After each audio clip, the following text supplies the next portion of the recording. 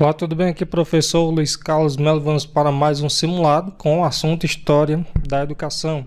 Sobre os planos de educação, está correto afirmar que, letra A, os planos estaduais de educação são instrumentos que definem localmente objetivos e metas para a educação, sem necessariamente levar em consideração o Plano Nacional de Educação. Temos aqui já um item errado, porque precisa sim levar em consideração o Plano Nacional de Educação no que diz respeito aos planos estaduais. Letra B. A Constituição Brasileira de 1934 foi a primeira a prever a criação de um Plano Nacional de Educação. C. Os planos municipais de educação são elaborados exclusivamente pela sociedade civil, cabendo ao executivo local sua plena execução. D. O plano de educação é a peça orçamentária em que são detalhados os gastos com a educação de cada unidade federativa a cada ano fiscal. Muito bem, então nós temos aí uma questão onde aborda a importância dos planos de educação. O Plano Nacional de Educação é fundamental para orientar as políticas educacionais em nível nacional, onde estabelece metas e diretrizes para a melhoria do ensino. Então, como nós já vimos, a letra A, o item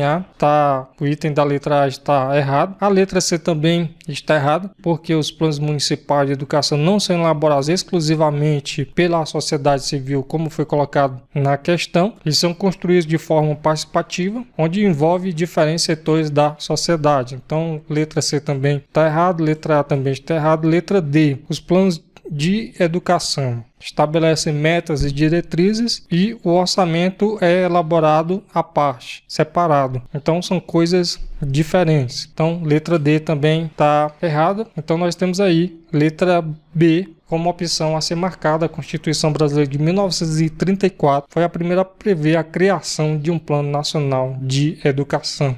A escola no Brasil tem se constituído em um contexto histórico e cultural predominantemente excludente e meritocrático, o que gera a culpabilização de diferentes atores quando a questão são as dificuldades no processo de escolarização. Neste contexto, constantemente, crianças são estigmatizadas por não se desempenharem de acordo com os padrões curriculares propostos. Uma pesquisa em que os sujeitos foram professores dos anos iniciais de uma rede municipal de ensino, os respondentes afirmam que a Serviço de Apoio Pedagógico, SAP, serve como auxílio no processo de aprendizagem e desenvolvimento do aluno, como um atendimento diferenciado para as crianças que apresentam dificuldades no processo de escolarização. No entanto, percebem-se algumas vozes dissonantes, que demonstram um olhar mais crítico dos docentes com relação ao processo de educação escolar relacionado ao apoio pedagógico em uma sala específica. Assinale a alternativa que mostra a resposta com um olhar crítico em relação ao apoio pedagógico em uma sala específica. Então temos aí, letra A, se não for um depósito, a sala de apoio traz bons resultados. B, para auxiliar o aluno em suas dificuldades de aprendizagem e ao professor de sala que não possui recursos e disponibilidades para atendê-lo individualmente. C, superar ou amenizar as dificuldades dos alunos que não conseguiram aprender em tempo real. D, ajudar no trabalho do professor de sala, suprir o que não está sendo possível. E, para melhor acompanhamento em sala e na vida escolar. Então, percebe-se a questão em si está pedindo uma crítica em relação ao serviço de apoio pedagógico, né? Esse apoio aí em relação às salas de aula, aos alunos com dificuldades, quando é bem colocado aqui, crianças que não se desempenham, né? Não têm um bom desempenho de acordo com os padrões curriculares propostos. Então, percebe-se claramente que a letra A é uma crítica. Quando coloca, se não for um depósito, sala de apoio traz bons resultados. Então, já é uma crítica aí, é uma fala em relação a esse serviço de apoio pedagógico. A defesa da educação pública, gratuita e laica ganhou força no país em 1932. Com o Manifesto dos Pioneiros da Educação Nova, seus 26 signatários, entre eles Lourenço Filho e Anísio Teixeira, combatiam a escola restrita à elite e ligada à religião. Os anseios se justificavam.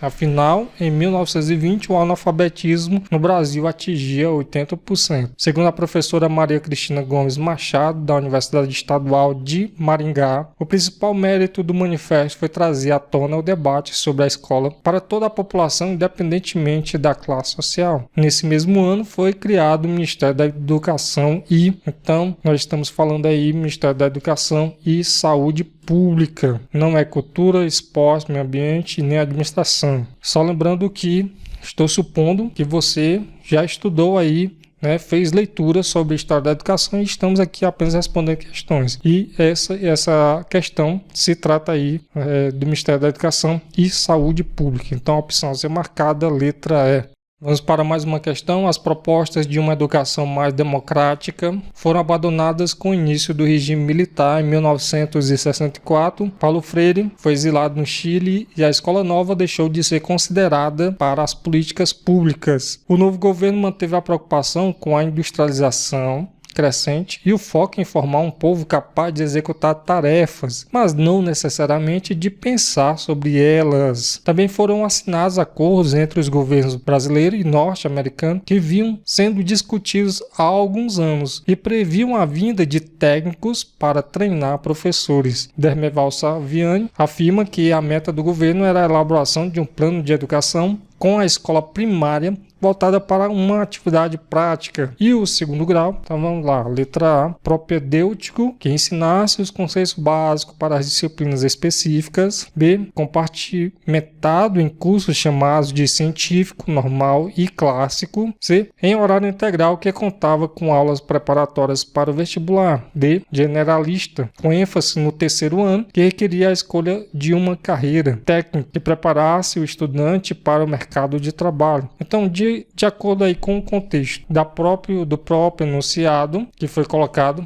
o que é que nós temos, né? A questão trata da educação durante o regime militar, como bem colocado aí, 1964. E esse enunciado destaca o abandono de propostas democráticas, o exílio de Paulo Freire, né? E a negligência à escola nova. Ao mesmo tempo, enfatiza a preocupação do governo com a formação prática para a mão de obra industrial, assinatura de acordo com os Estados Unidos para treinamento de professores. Então, Dermeval Saviani é mencionado no enunciado, ressaltando a sua visão sobre a meta do governo para a educação primária e o segundo ano. E diante desse contexto, o segundo grau seria voltado para um ensino técnico que preparasse o estudante para o mercado de trabalho. Então temos como alternativa a ser marcada a letra E.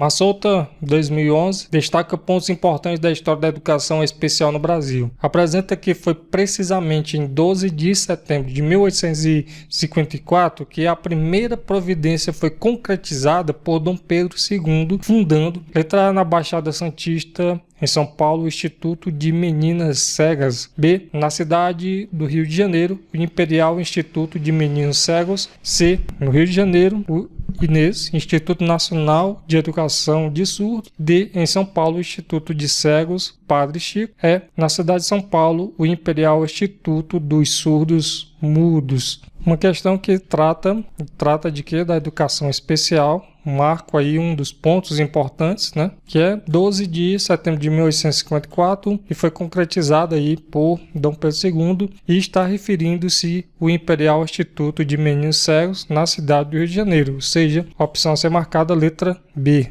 O surgimento das creches no Brasil teve crescimento a partir da urbanização e estruturação do capitalismo, que trouxe a necessidade da mulher em ocupar seu espaço no mercado de trabalho, desencadeando uma movimentação entre os operários pela reivindicação de um lugar para deixarem seus filhos. Dessa forma, é correto afirmar que os primórdios da educação infantil se deram a partir, letra A, da Revolução Industrial, B, do capitalismo, C, do feminismo, D, da modernidade, E, da urbanização. Então, a Revolução Industrial é um marco histórico que contribuiu para as transformações urbanas e sociais, influenciando a necessidade de serviços como creche, como bem colocado aí no enunciado. Então, estamos aí nos referindo à Revolução Industrial e tem a ser marcado letra A.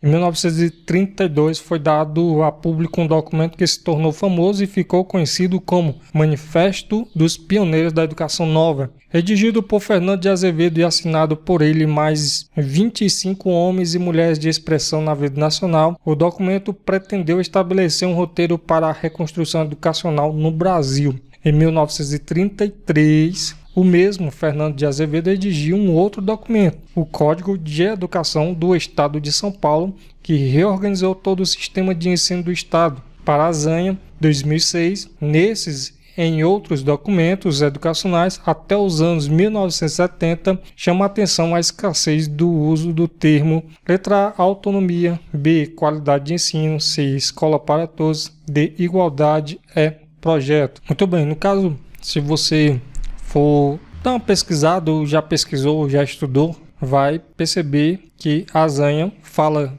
muito de democratização e autonomia da escola. Então, entre os itens a ser marcado, a opção é letra A, autonomia.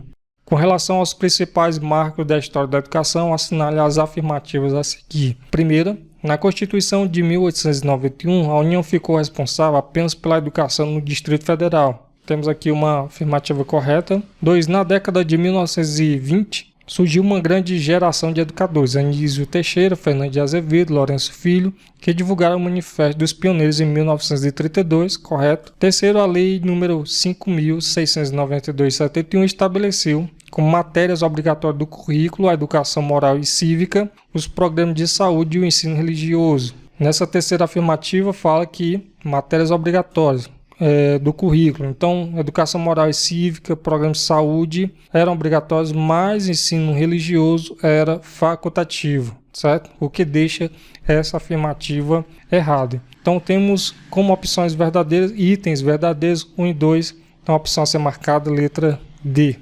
Bom, chegamos ao fim de mais um simulado.